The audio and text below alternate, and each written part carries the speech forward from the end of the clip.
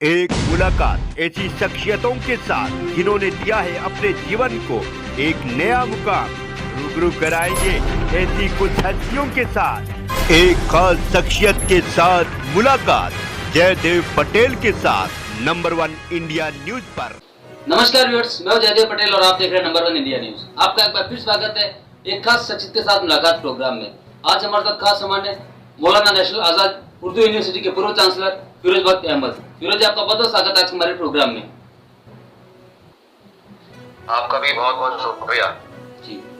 फिरोज जी, आपसे मेरा पहला सवाल है कि आज आरएसएस प्रमुख मोहन भागवत ने जो कहा है कि संतुलन को लेकर के, जनसंख्या को लेकर ऐसा ना हो कि कहीं देश टूट जाए, इसका क्या मायने है? हाँ, देखिए, आज जो डॉक्टर मोहन भागवत की जो तकरीर थी वो बिल्कुल वो जैसे एक मिशनरी और विजनरी बोलता है उस तरह की तकरीर थी। और मुझे याद आता है उसी तरह की तकरीर थी कि जैसे पहली तकरीर पंडित जवाहरलाल नेहरू ने लाल किले के प्राचीर से कही थी, या हर साल मोदी जी लाल किले के प्राचीर से बोलते हैं। और मुझे इनकी तकरीर ने ये भी रिमाइंड कराया कि जब भारत का जो स्वाधीनता दिवस हो या जो है या आपका रिपब्लिक डे हो, उससे पहले प्रेसिडेंट जो है शाम को एक भाषण देते हैं पूरी नेशन के नाम। तो उस तरह का उनका जो था भाषण था, and like a visionary and machinery he talked about all these things. उन्होंने कहा कि भारत बड़ा महान देश है और हम नहीं चाहेंगे कि कुछ ऐसे लोग इस तरह की बातों को लेकर चलें कि जिससे देश टूट जाता है। ठीक है, देश को तोड़ने वाली बहुत सी बातें हैं आपको, और आपको पता है, मैं दोहराऊंगा नहीं। चाहे वो हिंदू मुस्लिम ताल्लुकात को लेकर बात हो, चाहे वो पड़ोसी देशों को लेकर बात हो, चाहे वो टेररिज्म की बात हो। मतलब अफसोस ये होता है कि देश के बाहर इतने दुश्मन नहीं है हमारे जितने देश के अंदर हैं। उसी पर उनका इशारा था कि कहीं देश टूट ना जाए, लिहाजा हम सबको मिलकर बैठना है, सर जोड़कर बैठना है। और उसमें हिंदू मुस्लिम सिख ईसाई सभी लोग शामिल हैं। तो बहुत ही एक मैं समझता हूँ कि जो उनका भाषण था, सभी चीजों को, जैसे प्रधानमंत्री कहते हैं ना, सबका साथ सबका विकास सबका विश्वास और सबका प्रयास, उसी तरह से उन्होंने सभी मुद्दों को इसमें जोड़ा। चाहे वो मुद्दा हिंदू मुस्लिम ताल्लुकात का हो, चाहे वो एक करप्शन फ्री भारत को आगे ले जाकर विश्व गुरु बनाने का हो, चाहे वो $5 ट्रिलियन इकोनॉमी का हो, या समाज में स्त्री की क्या पोजीशन है, जिसका ढकोसला हम 33% रिजर्वेशन विमेन को देने की बात करते चले आ रहे हैं पिछले 60-70 साल से। सभी पर उन्होंने गौर खोज किया। और मैं समझता हूँ कि उनकी जो तकरीर है, इसका एक बड़ा पॉजिटिव जो है असर जाएगा पूरी जनता के अंदर। जी फिरोज जी, जैसे ही आरएसएस प्रमुख मोहन भागवत ने कहा, उसके बाद तुरंत ही एआईएमआईएम के प्रमुख असदुद्दीन ओवैसी की प्रतिक्रिया सामने आई। उन्होंने कहा कि देश में कोई असंतुलन नहीं है, और जैसे कि मोहन भागवत ने पहले भी कहा कि हिंदू मुसलमान का डीएनए एक है, तो इसको लेकर उन्होंने कहा कि इस वक्त देश के अंदर कहीं पे भी जनसंख्या नियंत्रण कानून की जरूरत नहीं है। और साथ ही उन्होंने मोहन भागवत के स्टेटमेंट को यह भी कहा कि आप इस तरह की जो बयानबाजी कर रहे हो, इससे आप देश में मार्केट करवाना चाहते हो। इसे आप कैसे देखते हैं? देखिए, ऐसा है कि अगर मोहन भागवत जी कोई बात कहते हैं तो उसका कोई मतलब और मकसद होता है। लेकिन जब जब असदुद्दीन ओवैसी साहब कोई बात करते हैं, उनके जैसा कोई नेता बात करता है, प्रणेता कोई बात करता है, तो वो देश को तोड़ने की बात करता है। जहां भागवत जी देश को जोड़ने की बात करते हैं, उसी तरह से असदुद्दीन ओवैसी और उनके जैसे the ilk of him, the people like him, the so called leaders like him, उन्होंने हमेशा देश को तोड़ने की बात की है। जो कह रहे हैं कि भाई देश में जो अशांति है, तो ठीक है, मैं समझता हूँ कि देश का जो मुस्लिम है, 90% से भी ज्यादा मुस्लिम, वो देशभक्त है, वो देश को प्यार करता है।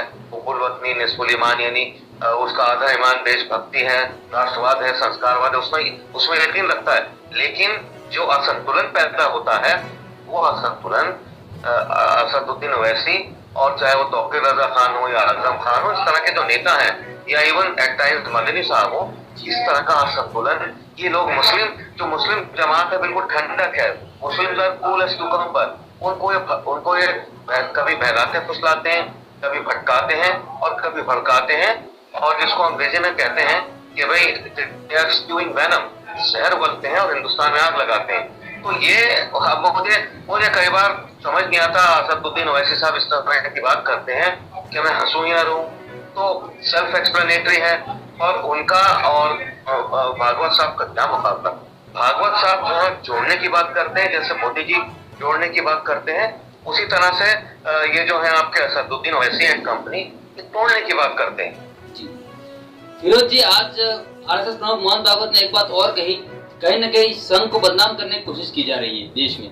तो क्या आपको लगता है कि ऐसे कौन लोग हैं जो संघ को बदनाम करने की कोशिश कर रहे हैं और इसके पीछे इनका क्या मकसद हो सकता है?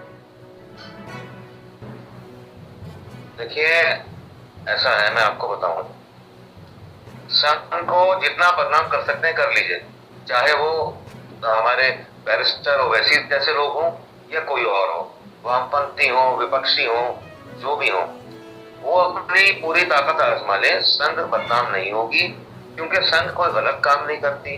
संघ जो है किसी तरह का करप्शन में मुलविस नहीं है, ठीक है। जिस तरीके से हम देखते हैं 60-70 साल का जो एक सिस्टम है, वो करप्शन इतना था कि जोंक की तरह लिपटा हुआ था हिंदुस्तान को और दीमक की तरह चाटे जा रहा था इसकी जड़ों को।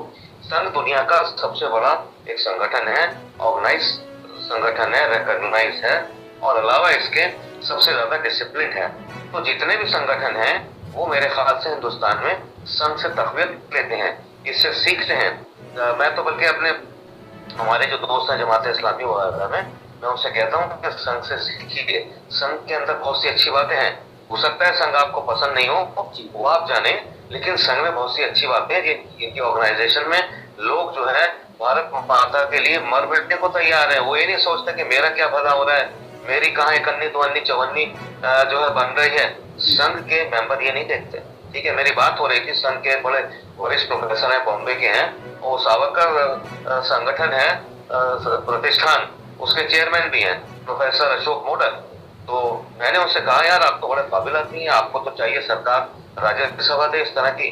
तो वो बड़ा हंसने लगे, कहने लगे देखिए मैं संघ का कार्य करता हूँ और मैं हम लोग किसी पद की चाहत में इसमें नहीं होते, हम सिर्फ देश की सेवा में पैदा होते हैं, उसी के लिए हम इसकी मिट्टी में मिल जाएंगे।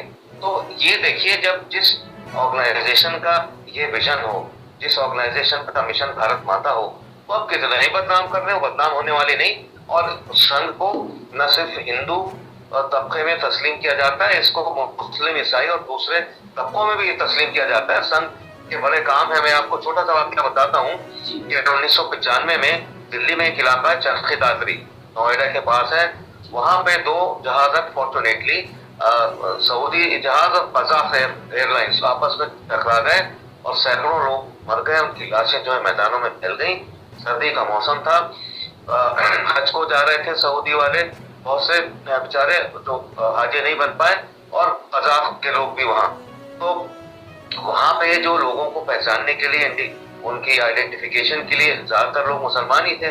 तो वहां उनकी सेवा के लिए 1995 की बात कर रहा हूँ, मेरे एक दोस्त हैं, वकील हैं, अत्यब सिद्दीकी, सुप्रीम कोर्ट में और हाई कोर्ट में लॉयर हैं। उन्होंने बताया कि फिरोज मैं तो दंग रह गया कि यहाँ पे मुसलमानों को डबल रोटी, दूध, चाय, कंबल वगैरह देने के लिए जो अपनी रिश्तेदारों की लाशों को आइडेंटिफाई करने आ रहे थे, ये काम संघ के लोग और उस वक्त की शिवसेना के लोग कर रहे थे। तो ये मैं कहता हूँ कि जो लोग संघ को गालियां देते हैं, आंखों को खोल के देखें संघ क्या कर रहा है। संघ ने कितने काम किए हिंदुस्तान की आजादी के मूवमेंट में। कांग्रेसी कहते हैं कुछ नहीं किया, वहां भी संघ ने बड़ा काम किया है। चाइना इंडिया की लड़ाई, उसमें संघ ने काम किया है। संघ ढिंढोरा नहीं पीटता, संघ एडवर्टाइज नहीं करता अरविंद केजरीवाल जी की तरह कि अगर काम 1 नंबर का हुआ है, एडवर्टाइज वो 10 नंबर का करते हैं। संघ खामोशी से पक्का पायदार काम करता है और जिसका नतीजा बहुत जल्दी देखने में आता है। संघ ने जितना काम किया है, उसका जो प्राइम मिनिस्टर है मोदी जी